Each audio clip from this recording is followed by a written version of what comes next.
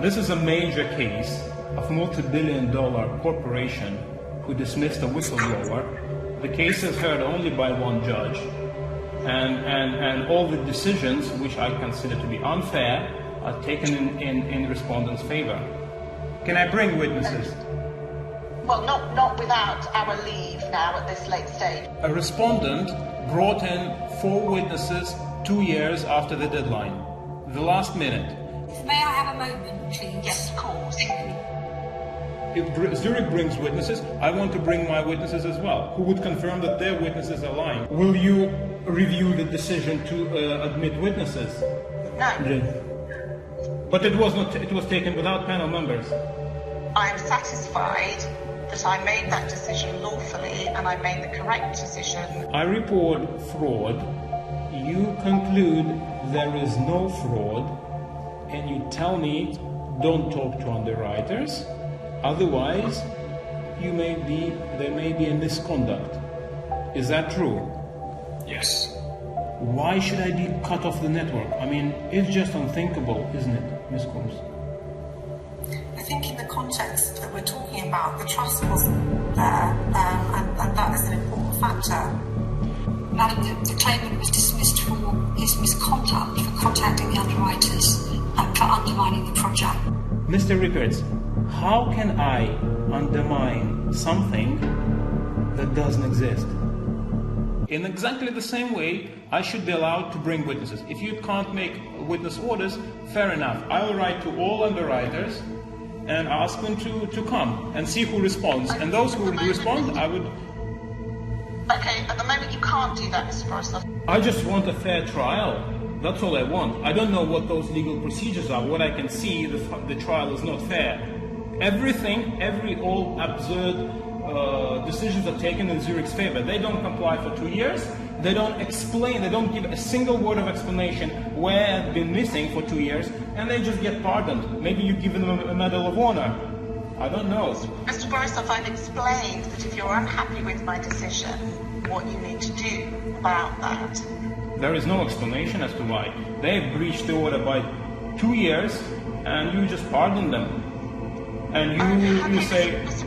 Borisov, I made a decision yesterday which I can reconsider. Well, first of all, I would like to have an answer as to why there was only one judge yesterday, why all the decisions were taken in Zurich's favor, and why I was told that the reason we have only one judge is because I'm pursuing an unfair dismissal claim. For me, that seems like an intentional false statement. Okay, so why do you think you're not pursuing an unfair dismissal claim? Well, because it's also breach of contract, it's detrimental treatment, and automatic unfair dismissal. Sir, I just don't understand. In my original claim form, I have explicitly stated what has happened. It's clear, black and white on what has happened. It's clear detrimental treatment. Why do I need to make a separate application? I mean, it's obvious, isn't it? Well, it was not obvious at the case management stage, and that is why the case management order records 3 types of claim. Judge Burns, can I ask you a question? At the case management order, Judge Andiol, I mean, you're constantly referring to the case management hearing. At the case management hearing, Judge Andiol told me to go and destroy evidence. When I asked, how can I destroy evidence if I won't be able to take Zurich to court, Judge Deal said, well, go speak to Zurich, show them the evidence that you have, and agree with them on what you need to delete. Do you think it was a reasonable instruction?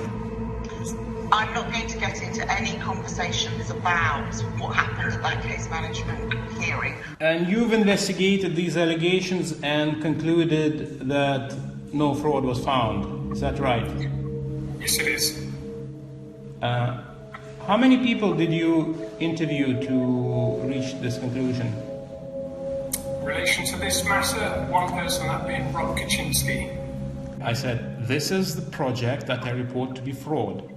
And you interview only one person who is directly related to this project and no one else. Is that true? It is true. You are fully qualified to investigate any internal fraud or any financial wrongdoing, but you've reduced the scope of the whole investigation from the whole project that are reported to be fraud. You've skipped business merits, you've skipped technical merits, you've skipped everything except for personal misbehavior of Susan Fallon. Is that true? It is indeed, absolutely. That's not what I said. I said the project is fraud and Susan Fallon is the mastermind. And I expected you to make a thorough investigation and interview everyone involved, everyone, not just one person, not just Rob, but everyone. Interview underwriters, get their opinion, go higher. This is not a sandwich that was stolen. It's something with potentially very high links to higher management. So it's just not comprehensible how you could interview only one person. But that's what you did, isn't it? It is what we did. It was based on the information you provided. Alleged savings of $1 million a year. And you said you spoke to Rob, and he said it's an accurate figure. He said what? Sorry, I didn't catch that. He said it's an accurate figure. Yes. And you just accepted it, right? I also know that Rob Kaczynski spoke to the senior finance executive responsible and working on the project. So Rob asked that individual for information. That individual was provided that information to Rob. Rob relayed it to me, and yes, that was placed reliance upon that. And if Rob told you it would save $1 billion per day, would you believe him? Probably not, no. So you would try to get some evidence or get some alternative view on this, wouldn't you? Depending on what was said, yes, and how credible it was, yes. But in this specific case, you did not question $1 million per year savings figure. No, I knew that had been explored and ratified and was relayed back to us. I had no reason to doubt the authenticity of that information. Your investigation report contains 4 pages, and actually the biggest part of it is your is a discussion about the graphs and acronyms. What does it have to do with fraud? I have no idea is my straightforward answer to that. These are kind of things you would expect, a proper investigation to do, but you talk about graphs and acronyms, and you attach acronyms as the only evidence. You don't attach Rob's report, do you? You didn't attach anything except for acronyms. Why did you attach acronyms to the report, Mr. Mann? Because you told us that you didn't understand the graphs and the acronyms that were used in it, so to help your understanding of it, that's why it was provided. And nothing else. You did not add any other evidence except for acronyms for the graphs, did you? No, but my report set out a comprehensive explanation and an answer to the 3 points of fraud that you made to us in the prior meeting we had. So it's 1 plus 1.5 plus 1, so it's $3.5 million a year from the project in which Susan Fallon intended to invest $2.9 million. This looks like an extremely profitable project, isn't it, Mr. Mann? Indeed, I understand the project has been successful.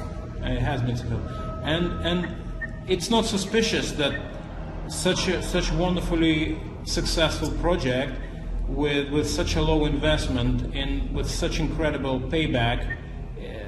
There is nothing suspicious there, especially if an in-depth person such as me reports it to be fraud. Does it, Mr. Mann?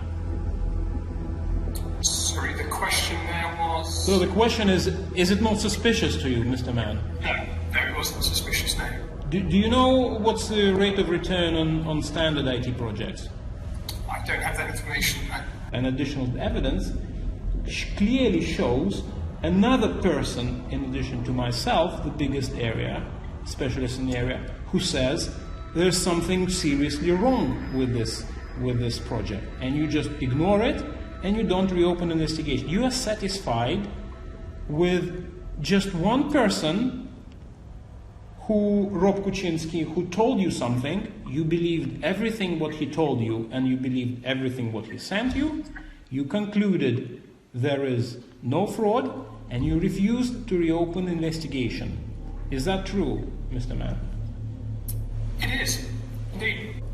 In your email that was sent together with your investigation results, you warned me of misconduct if I attempt to contact underwriters. Is that true? No, I wouldn't construe that as a warning, no. But am I using the wrong words? If you said it was a warning to you, I said I didn't. No, it was not a warning to you. It was advice to you that if you were about to embark on that course of action, I was concerned that it could amount to misconduct, and I was counselling and advising you not to do so, but to continue to engage with your line management instead. Okay, so... It was not a warning, no. Okay, it's not a warning. Okay, we use different word. So you counseled me against contacting underwriters and told me that if I do that, it may result in a misconduct. Is that true? Yes. But you are just, you're investigating fraud. Why would you counsel me against contacting and telling me it could be a misconduct? Because I was concerned that that's what you're about to do, and effectively, I didn't want you to do anything that could amount to misconduct. So you don't see it as intimidation, do you? No, I do not. You suspended and cut me off the network for potentially not following reasonable management instructions not to contact underwriters about underwriting 360 project. And that reason looks, it looks absurd, doesn't it, Ms. Coombs? I don't believe that it does. Okay, let's assume the instruction was reasonable, which it wasn't. Let's assume I did not follow that reasonable instruction. Why should I be cut off the network? It's just unthinkable, isn't it, Ms. Coombs? I think in the context that we're talking about, the trust wasn't there, and that is an important factor. Doesn't it look suspicious to you, Ms. Coombs? The timing of suspension when I was getting new evidence. I don't believe that it did look suspicious. I was denied all the witnesses to be brought to the hearing. Is that correct? Yes. Mr. Rickards, you dismissed me for two reasons. For talking to others about underwriting 360 and for undermining underwriting 360, correct? Correct. It's not about me breaking windows or stealing laptops or, putting an office on fire. It's still directly related to the same allegation. Isn't it an apparent breach of Public Interest Disclosure Act, Mr. Rickards? Well, I'm not particularly aware of the Public Disclosure Act.